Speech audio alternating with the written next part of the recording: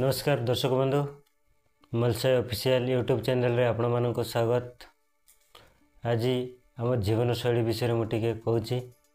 जदि वीडियोटी भल लगे निश्चित भाव में लाइक शेयर कमेंट एवं सब्सक्राइब करेंगे। तो आपण माने जानते जे अलेक्जेंडर बोली जड़े राजा थिले। से अधारू अधिक राज्य से जिणीथिले एवं से जेतेबेले से जानी पारुथिले जे वर्तमान मु अधिक दिन बंचीबा असंभव। तो से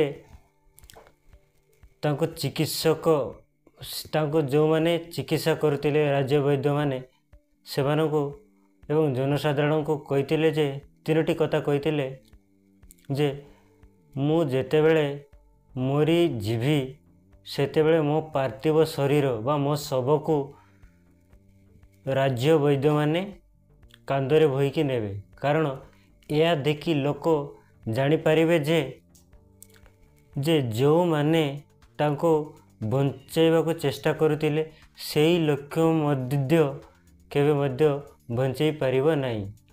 ये तिला प्रथम कथा।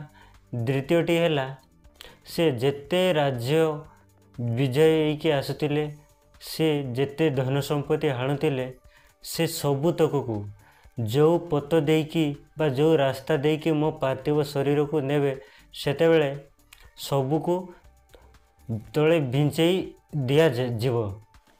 या देखी लोक जानी पारिबे जे गला बेले लोक किछि मध्य नहीं के जाहांती नहीं। हाउ ये तिला द्वितीय हेबे। 3 नंबर कथाटी कहिथिले जे जेतेबेले मो शव को हाथ दुईटा बाहर थिबो।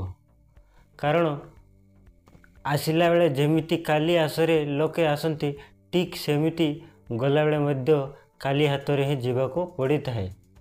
तो एक कथारू आमे जानिबा जे आमे जेते धन संपत्ति ताऊ ना कहीं गला बेले आमे किछि नहीं कि जाई परिवा नहीं।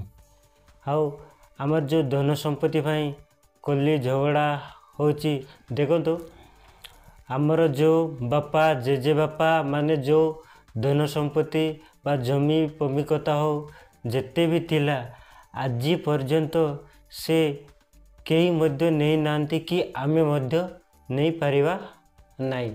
तो आमे मु आज वीडियो माध्यम रे जो कथाटी कहली आपन को जदि भल लगिला निश्चित भाव में कमेंट माध्यम रे जणाइबे। नमस्कार।